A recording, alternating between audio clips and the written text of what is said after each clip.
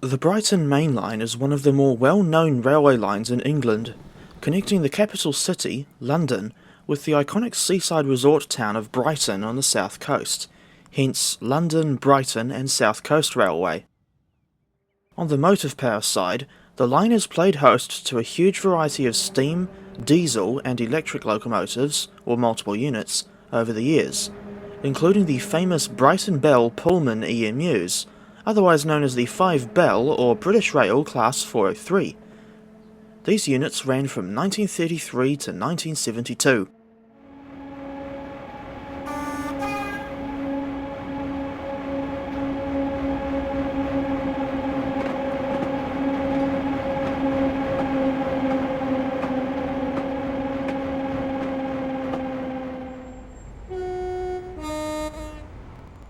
Dovetail Games brought this route to Train Sim World as part of the short-lived Rush Hour series, alongside Boston Sprinter and Nachwerker Dresden.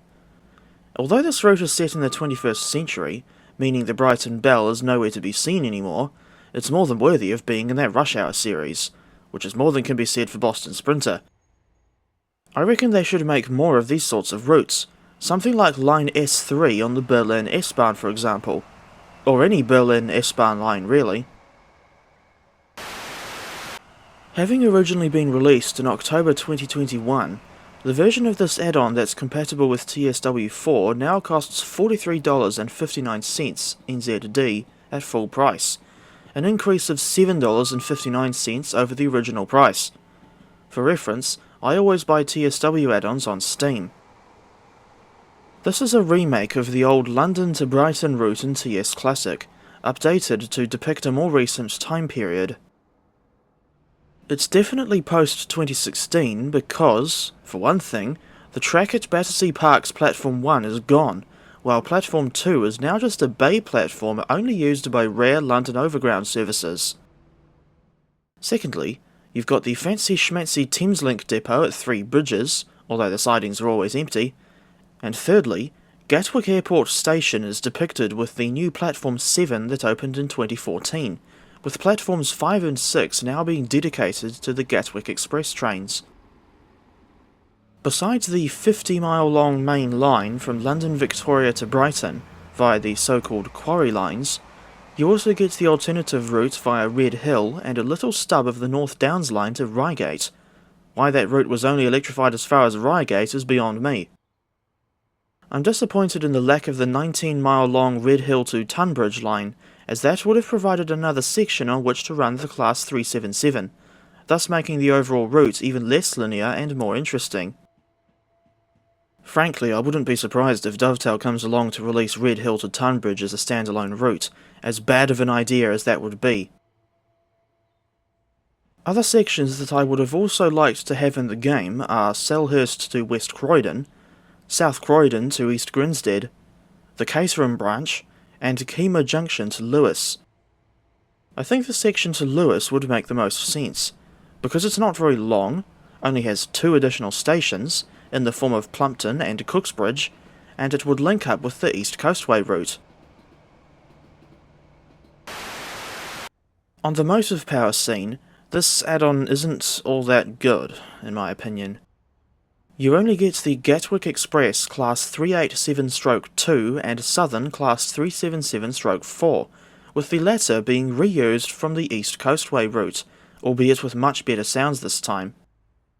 As if the route only including Electrostars wasn't silly enough, we only get that one variant of the 377, although it will sometimes appear with the numbers of older 377-1s, for some reason.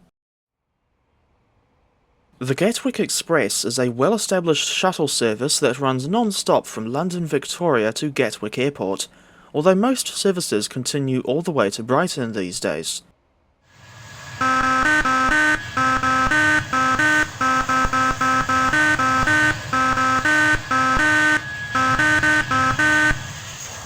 The first hints of a dedicated service appeared in the early 1970s, when British Rail modified 12 Class 423 or 4 VEP EMUs with extra luggage space at the expense of fewer second-class seats. These modified units were redesignated as Class 427 or 4 VEG, and ran the show until 1984.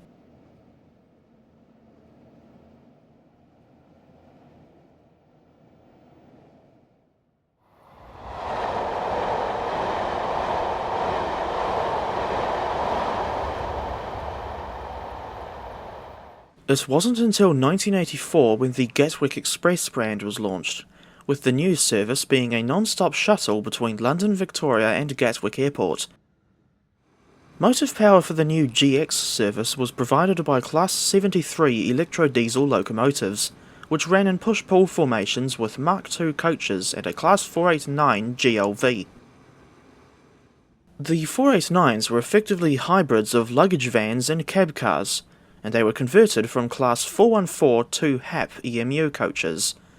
And oddly enough, the Mark II coaches were put in dedicated groups and designated as Class 488.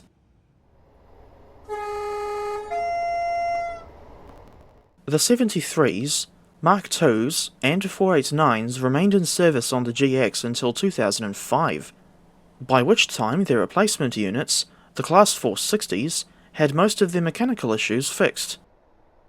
Some of the ex-Gatwick Mark II coaches were exported to New Zealand, where a few have since been preserved by Mainline Steam Trust at their Plympton depot, and I remember seeing some Mark II coaches up in Fielding as well.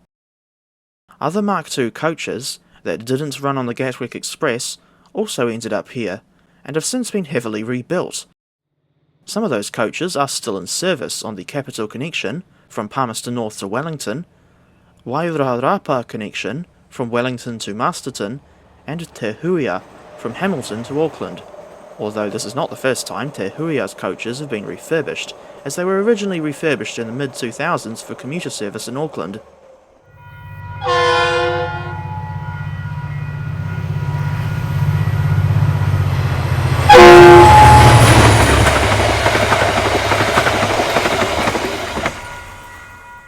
As for the Class 460, this was an 8-car unit with a large luggage compartment in the driving coach at the London end.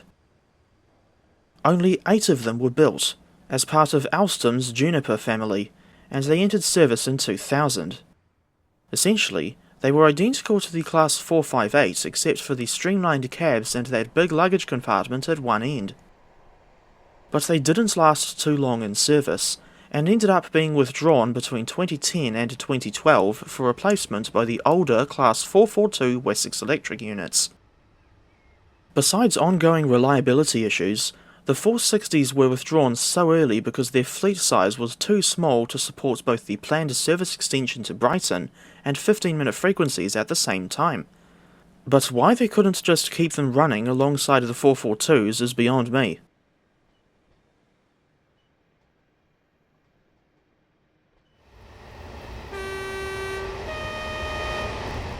The 442s were unsuitable for airport shuttles because of their narrow aisles and single-leaf doors at the far ends of the coaches. Despite their drawbacks, they ran the show for at least another 5 years, but these units have since been replaced by the Class 387-2 Electrostars that still run the service today. Meanwhile, the former 460 coaches were either scrapped or heavily rebuilt as Class 458-5 units for South West Trains, which was later replaced by South Western Railway in 2017. Seeing as we still don't have a Class 458 in Train Simulator, here's a Class 444 hauling a Class 450 instead.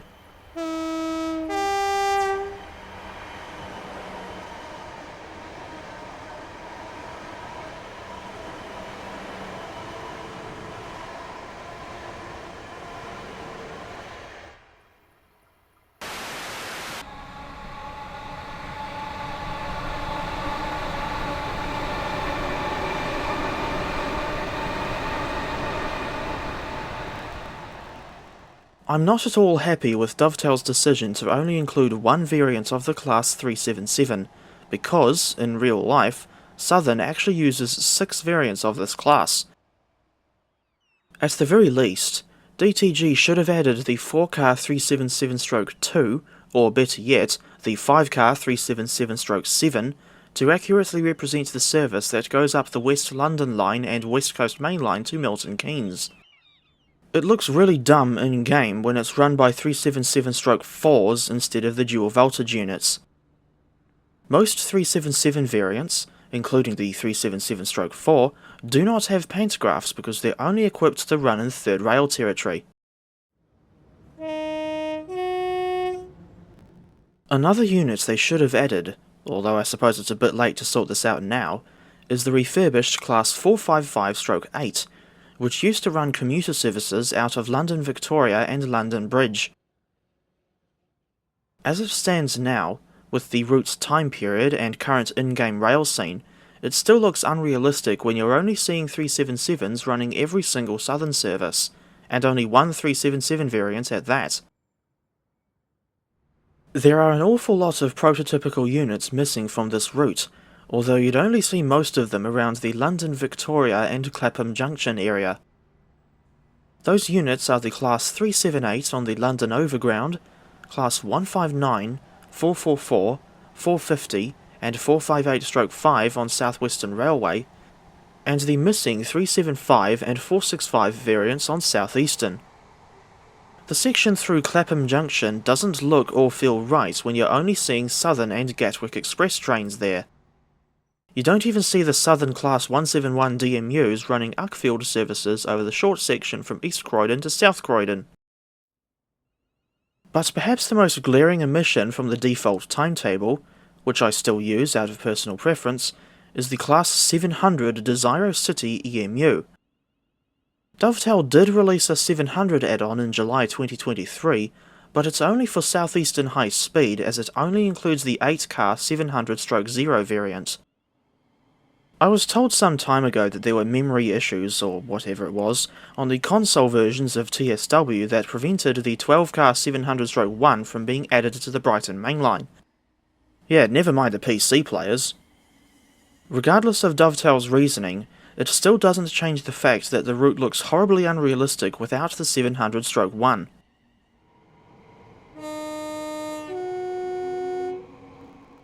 I reckon that, to get around the problem of no 700/1s, Dovetail should add the original Class 387/1 in Thameslink livery, but only as a free update or in a gameplay pack that costs no more than £3. Besides the Gatwick 387s and Southern 377s, you'll also see Southeastern trains on AI services in and out of London Victoria if you've also got the Southeastern High Speed add-on. Annoyingly, this only serves to highlight the glaring lack of more variants of the Class 375 Electrostar and Class 465 Networker. You're still only seeing the same overused 375/9 and 465/9 from SEHS, and that is very unrealistic. And it kinda sucks because the 465 is one of the best EMUs in TSW, at least in my opinion. Come to think of it, I reckon it would have been a better idea to have this route set in around 2012 or 2014, back when the Class 442 Wessex Electrics was still running the Gatwick Express, and before the Class 700s came along. Although, in that case, we would need the Class 319 added to represent the Thameslink services.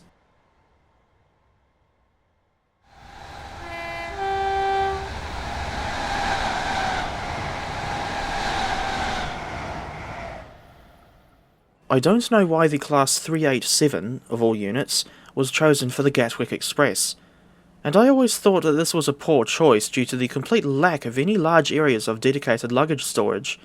So, in that sense, it's quite a downgrade from the Class 460. As for the seats, I believe these are the infamous ironing board type, and from what I've heard, they're not comfortable at all. It makes me wonder why so many modern British trains have these apparently horrible seats, and I can't imagine it would have made a good first impression for people in a plane arriving at Gatwick who have never ridden on British trains before. Well, ridden in British trains, since Evel Knievel is probably the only one who would actually ride on the train. Like the other passengers, I would be in here with the folks in uniform, because there seems to be less wind in here. The frame rates are annoyingly inconsistent throughout the route, and this is the main reason why I don't play on it too often. At London Victoria, It tends to hover between a measly 20 and 40 frames per second due to the large number of trains present. I guess that's the only major disadvantage of having a really busy timetable. But it's much smoother once you get south of East Croydon, although I found it averaging around 50 FPS while not getting any higher than 80. Platforms 13 and 14 at Victoria Station are exclusively used by Gatwick Express units, whose services typically runs every 15 minutes in each direction, at least as far as Gatwick. The Brighton services are every 30 minutes. While southern trains use platforms 8 to 12 and 15 to 19. As for where the station got its name, it's named after Queen Victoria, and not, as I originally thought, an awful song by the dance exponents that hits far too close to home. Not far south of Victoria Station is the iconic River Thames and Battersea Power Station. The latter once served as a backdrop for a Pink Floyd album cover, of all things. And as an aside, I would say that my favourite Pink Floyd song is either Welcome to the Machine or Keep Talking. Although the power station was decommissioned in 1983, the structure is now Grade 2 listed, whatever that means, and the surrounding area is now being redeveloped, to the point where it even got its own station on the London Underground in 2021. Battersea Power Station is the terminus of a short branch off of Kennington on the Northern Line.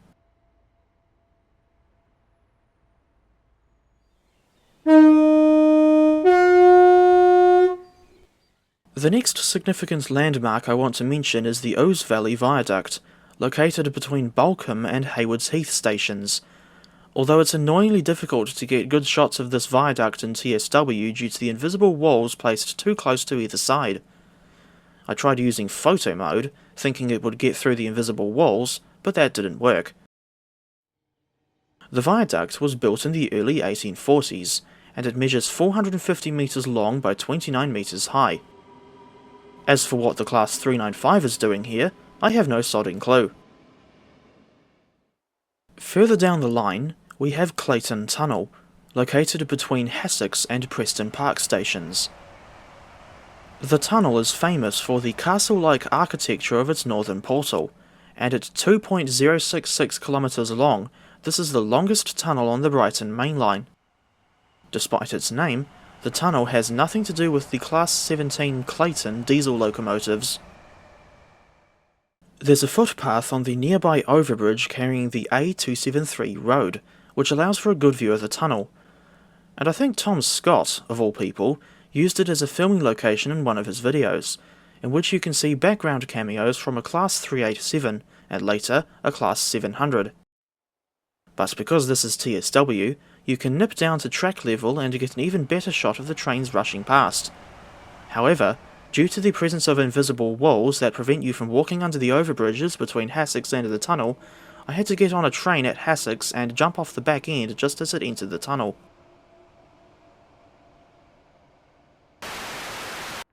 Timetable mode is easily the most impressive aspect of this route. Despite the lack of London Overground, South Western Railway and Thameslink services, the route still feels very busy, as it should. You get 178 playable services for the Class 387/2 and a staggering 1,079 playable services for the Class 377/4, but this only serves to highlight the glaring lack of other 377 variants in TSW. There are only 75 examples of the 377/4 variants in real life. Besides the full runs from London Victoria to Brighton or Reigate, services to a huge number of other destinations are also represented, even if only for short sections of their respective runs. These destinations include, but are not limited to, Milton Keynes, Sutton, London Bridge, West Croydon, East Grinstead, Caterham, Eastbourne, and Littlehampton. I have no idea how Dovetail managed to pull off such a busy timetable in this game, but I applaud their efforts here regardless. Now if only they could put in the same amount of effort for all of their routes. Looking at you, New York to Trenton.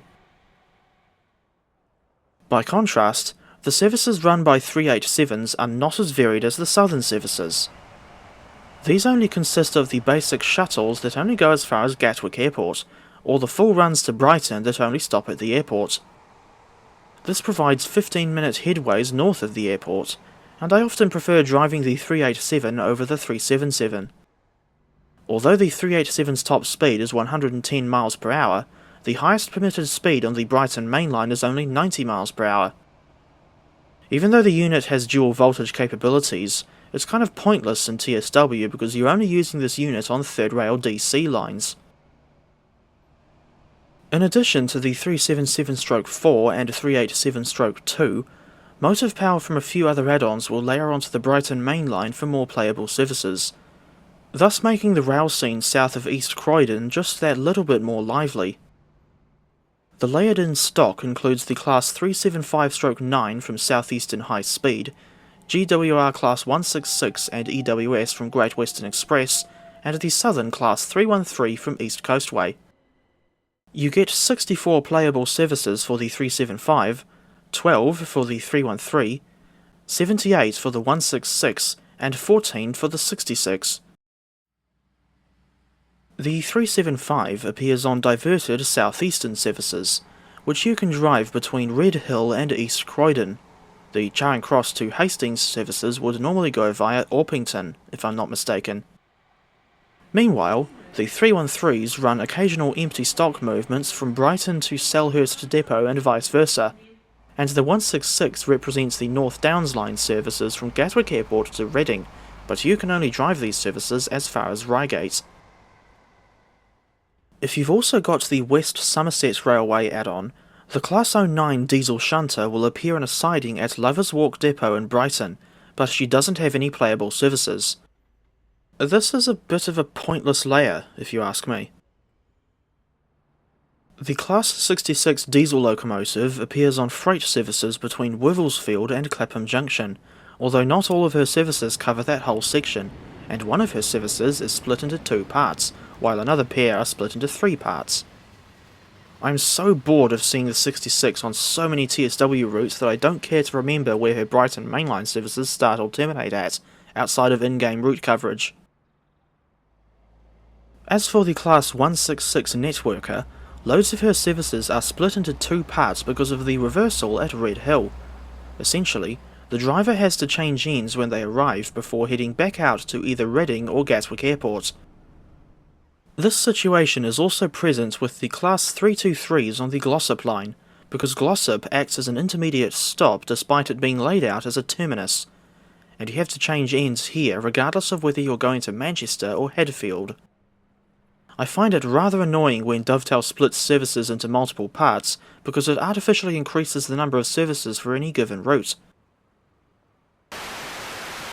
One of my favourite services to run in TSW is the Gatwick Express from London Victoria to Brighton, and that's helped by the fact that I generally like the Class 387, despite her poor suitability for an airport shuttle. The journeys on this route are not always green signals all the way, as the sheer volume of traffic, especially as you get closer to London, means that you have to keep an eye out for yellow and red signals. As far as I understand it, a green signal means that the driver is cleared to proceed at the line speed. Yellow means that you can proceed, but you have to assume that the next signal is red unless you can see otherwise. And of course, you can't go past a red signal. I haven't got much of an opinion on the scenery, especially in its default state, since I've got 2 scenery patches installed on this route. They are available on the TrainSim community website, but mods only work on the PC version, not consoles. I will say that the scenery surrounding Norbury Station is pretty lousy, even with those 2 mods installed. For starters, the platforms look and feel quite barren, especially over on the fast lines, and Platform 4 looks especially bad with this huge slab of a flat grass texture with no foliage details. Not helping the situation is what you can see down the bottom of the ramps at the northern end. There is a criminally basic level of detail at the intersection of London Road and Roach Road, while it looks like the other exit goes straight into someone's backyard. On both sides of the railway, there's also the ever-present situation where Dovetail is copying and pasting the same building assets over and over again. The London Road level crossing at Reigate originally had hideously basic scenery, and I was confused as to how Dovetail could have released this route with such glaring scenery problems. However, the two scenery patches I mentioned earlier substantially improve the scenery throughout the route, not just at Reigate. But this doesn't excuse Dovetail from slacking with scenery.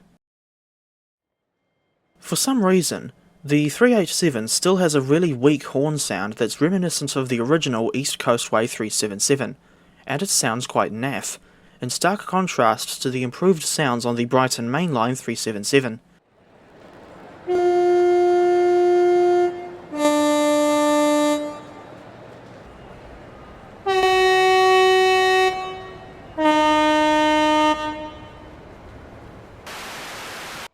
So in conclusion, I think the Brighton Mainline add-on in TSW is alright. Not good like Blackpool branches, not bad like the Arosa line, and not abysmal like New York to Trenton. Just alright.